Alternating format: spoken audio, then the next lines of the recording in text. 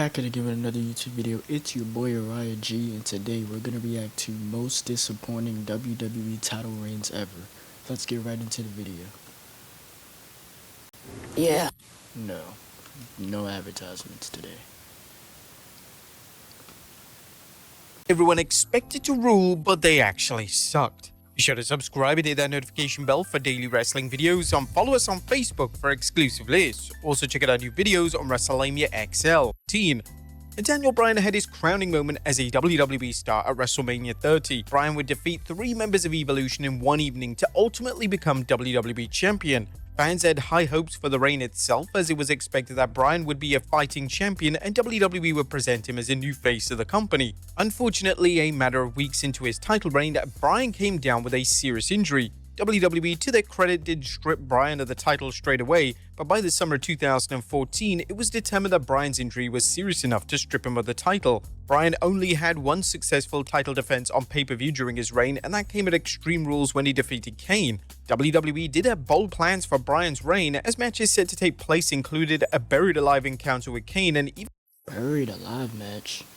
Well, I do remember them having an Inferno match. a SummerSlam showdown with the Beast Brock Lesnar. Number 9, Kane World Title 2010. At last, in the summer of 2010, WWE committed to giving Kane a world title reign that lasted longer than 24 hours. This was something fans were crying out for, and it was certainly great to see the WWE great finally getting his flowers. WWE booked Kane mainly to feud with The Undertaker during his world title reign, and whilst they did attempt to recapture the magic of their 90s feud, both men were way past their prime in 2010, so the matches suffered as a result. Kane's subsequent feud with Edge wasn't much better, as Edge was bringing the first portion of his career to a close, and the feud quickly went off the rails when Vince McMahon decided to insert his subjective humor into the mix. But it wasn't all bad, as Kane's promo work was a major standout during the world title. It's just a shame that the in-ring product and storytelling on offer didn't meet the same standards. Number 8, Naomi SmackDown Women's Title 2017. Was the Kane championship reign that bad? WrestleMania 33 saw Naomi receive her second run as SmackDown Women's Champion. Naomi's first run ended prematurely due to injury, so this was WWE's chance to give fans a reign that they could remember forever. Whilst Naomi's popularity didn't dip one bit during her reign, WWE failed to give her anything substantial to do as champion. In a baffling booking decision, WWE only committed to giving her one successful title defense on pay-per-view, and this was against Lana. Naomi's final singles reign in the company would come to an end at SummerSlam in 2017, officially putting an end to one of the most frustrating and disappointing women's title reigns of the past decade. Number 7, Seth Rollins Universal Title 2019. WWE did such a bad job. This reign was it that? Nah. I don't remember really. I mean, Kevin Owens' reign was good with that title. With Seth Rollins' 2019 Universal title reign that they were forced to turn him heel. Fans were initially elated when Rollins slayed and dethroned Brock Lesnar at WrestleMania 35, yet things quickly fell apart when WWE booked Rollins in a feud with Baron Corbin. At this point in 2019, Corbin wasn't world champion material, and the feud was uninspiring and lifeless. WWE also had Rollins and Becky Lynch as a couple on screen. What if they actually made Baron Corbin WWE champion? I mean, I don't think I would actually mind it. And this was an awkward presentation, as both looked uncomfortable, and without a doubt, it took away from Rollins' reign. Both Rollins and Lynch have been critical of the booking move, and it's easy to see why, as this was a move that could have easily been avoided. When Rollins entered into a feud with The Fiend, Bray Wyatt, the fans were gradually growing increasingly tired of Rollins in the reign. The infamous Hell in a Cell match resulted in one of the worst received matches in company history, and all the blame fell on Rollins, and the WWE decided to turn him heel to capitalize on the backlash. Thankfully, Rollins' 2023 to 2024 world title reign was a vast improvement, and it was wonderful to see Rollins get the reign he truly deserved. Number 6. About the heel turn where he what's it called? Where he joined with AOP, Authors of Pain. Bray Wyatt WWE title 2017. Utter joy fell over the WWE fanbase when Bray Wyatt was crowned WWE champ in 2017. Wyatt had been one of the most celebrated performers of the past couple of years, and it was about time that Wyatt finally got a chance to have a WWE title reign. This reign started off incredibly well, as Wyatt pinned John Cena in a triple threat match on SmackDown, and it was implied based on this strong initial presentation that his title reign wasn't bad in my opinion, I don't think. I mean, and also leaving past what he's done in the company, you know, because the sad news of him passing away. He did a lot for the career, for his career. He did a lot for the company. I meant to say he did a lot for the company. He won a lot of titles. He had a good career in general. A lot of accolades. He won titles. You know, good promo. He knew how to cut a promo. Good promo skills. The Wyatt family, just everything about it. The Fiend, the character he made. So it's just a lot. Wyatt was going to be presented as a dominant champion. Wyatt was booked to face Royal Rumble winner Randy Orton at WrestleMania 33, and fans were 99% certain that Wyatt would retain, especially as Wyatt had only just won the title, and the storyline between Wyatt and Orton still had places to go. However, in one of the most lifeless matches imaginable, Orton won with an RKO, ending Wyatt's reign in a lousy 49 days. Number 5, Rob Van Dam, WWE title 2006. Due to the I think that's the John Cena and RVD relaunch of the ECW brand in 2006, WWE decided to give one of their top babyfaces in Rob Van Dam a run with the WWE title. RVD was still immensely popular with the audience, and although it could be argued that his WWE title run should have come in at 2001 or 2002, it was still welcome to see. As a third-year university. Really, an ad in the middle of the video? Come on.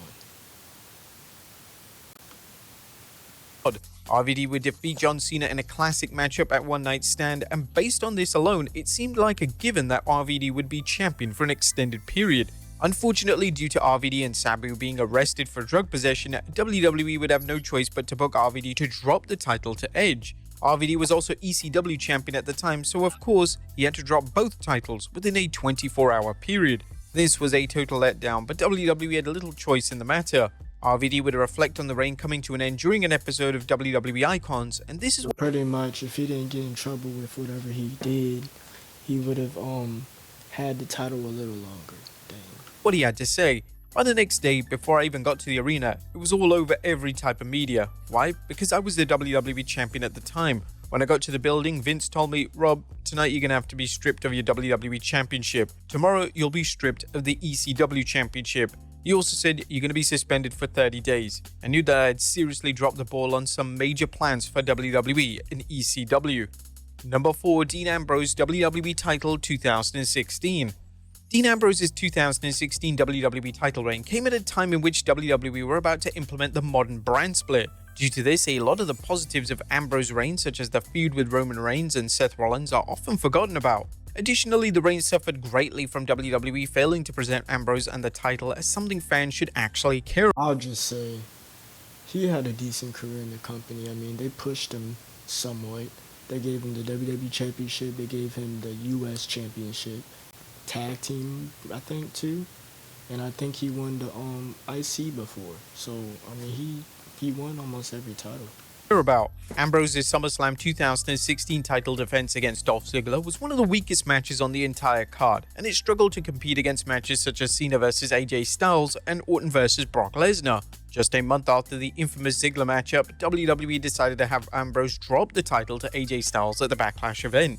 This was the right move at the time, as whilst the buzz was there at first for Ambrose's run, the reign became increasingly dull as the months went on.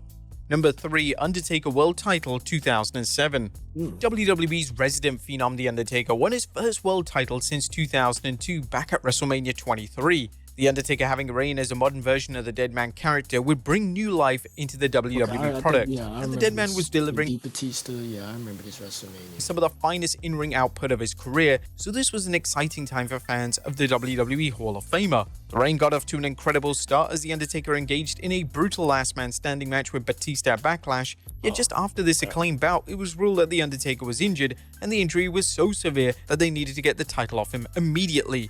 They were going through a state of turmoil at the time of The Undertaker's injury, as although it initially looked like Mr. Kennedy was going to cash in his Money in the Bank briefcase on the Deadman, it was ruled that Kennedy was hurt. So in another huge plot twist, Kennedy was defeated by Edge for the briefcase, and Edge would proceed to cash in on The Undertaker. Number 2, Chris Jericho Undisputed Title 2001. It was a pleasant surprise when Chris Jericho became His title reign was not good because this man beat Rock and Stone Cold on the same night. for the titles. It wasn't a good title reign? I didn't even know that. Inaugural undisputed champion in late 2001. Logic would assume that WWE would crown either The Rock or Stone Cold Steve Austin. However, Vince McMahon ultimately decided that Jericho was the right call. There was buzz surrounding Jericho's win as it was unpredictable, and this would mark Jericho's first world title reign in the company, so fans were ready to see how Jericho would be presented and marketed as champion. Jericho was very much booked and marketed as a fluke champion, and this did little to positively boost Jericho. He would often cheat to win his matches, and when Triple H returned, Jericho became the third wheel in the Triple H and Stephanie McMahon drama. Jericho's disappointing reign would come to an end in the main event of WrestleMania 18, and this would I guess maybe it was bad. mark Jericho's only world title reign in the company until 2008. And number 1, Jeff Hardy WWE title 2008. In 2008, Jeff Hardy had become the most popular act in all of WWE. Hardy was someone even more popular than John Cena, and the Armageddon pay-per-view was Hardy's crowning moment, as he would become WWE champion for the first time. I got a picture with Jeff Hardy. Yeah, I really do. I'm not lying. However, due to Hardy's popularity, it was only logical that he would carry the title until at least WrestleMania 25. However, WWE had other ideas. At the very next pay-per-view, that being the 2009 Rumble, Hardy dropped the title to Edge. There are numerous reasons as to why WWE failed to commit giving Hardy a substantial run with their top prize, and wrestling legend Jim Ross discussed this on his podcast, exactly why WWE didn't give the fans what they wanted. There's no reason that Jeff Hardy would not have been a great WWE champion or any title, but he just wasn't reliable. And how do you put your championship on somebody you don't have full confidence that they're going to be cool? They're going to be okay. Can they take the pressure of being champion? Can they take the pressure of going on last night after You were telling me he had got into his trouble with the law or something? tonight? I don't know. But there you have it, folks. 10 WWE Okay, well, that was most disappointing WWE title reigns ever. You guys tell me what you guys want to see next in the comments down below. I got more videos coming. Stay tuned to that. Subscribe, like, comment, and yeah, Uriah out.